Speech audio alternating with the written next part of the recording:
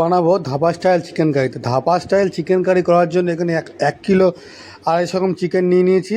এবার চিকেনটাকে বেশি কিছু দেবো না, অল্প সামান্য কিছু ইনগ্রিডিয়েন্টস দিয়ে আমরা ম্যারিনেশন করব। প্রথমে আমরা দিয়েছি নুন, তারপর লঙ্কার গুঁড়ো দেবো এবং দেবো হচ্ছে সর্ষের তেল। এটা দিয়ে আমরা ভালো করে ম্যারিনেশন করে ফ্রিজে রেখে দেবো।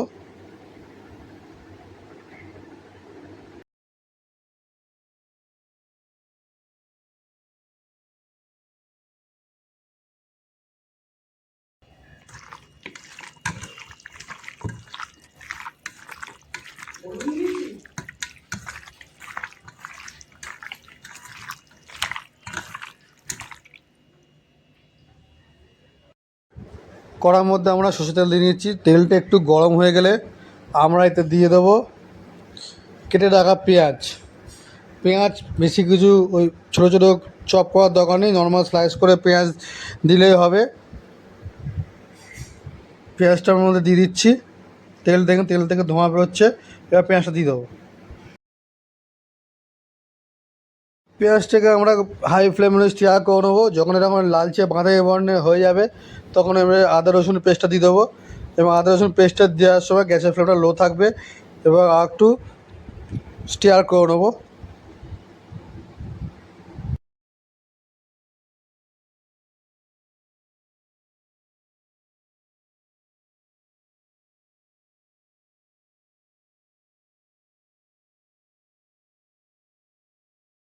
ফ্লেমটা লো করে আমরা ম্যারিনেশন করে রাখা চিকেনটার মধ্যে দিয়ে দেবো।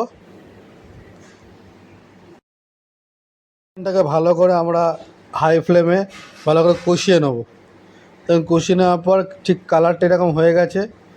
কালারটা এরকম হয়ে যাওয়ার পর আমরা আবার ভালো করে কষাবো। এটা সময় নিয়ে করতে হবে। এবার আমরা গ্যাসের ফ্লেমটা লো করে 10 মিনিটের জন্য চাপা দিয়ে রাখবো। দেখুন চিকেন থেকে ন্যাচারাল একটা জুস বেরিয়ে এসছে এবং এই অবস্থায় একটু নুন দিয়ে দেবো। নুনটা একটু চেক করে নেবো। এবার ভেজে রাখা আলুগুলো আমরা দিয়ে দিচ্ছি।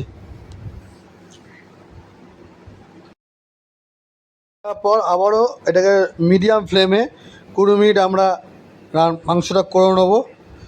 মাংসটা হয়ে যাওয়ার পর দেখুন আরও সুন্দর একটা গ্রেভির কালার এসছে এবং এই অবস্থায় আমরা এর মধ্যে ঠান্ডা জল কিন্তু একদমই দেবো না, গরম জল দেবো।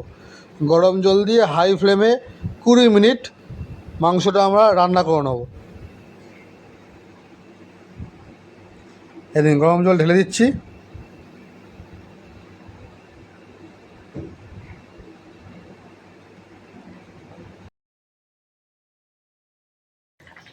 এই অবস্থায় দেবো হচ্ছে কেটে রাখা পেঁয়াজ কুচি আর আদা কুচি।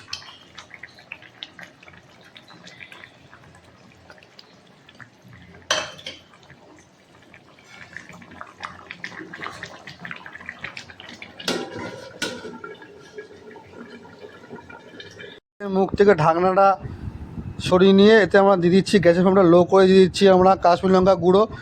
রান্না একটু কালার আনতে হবে না, কাশ্মীর লঙ্কা গুঁড়ো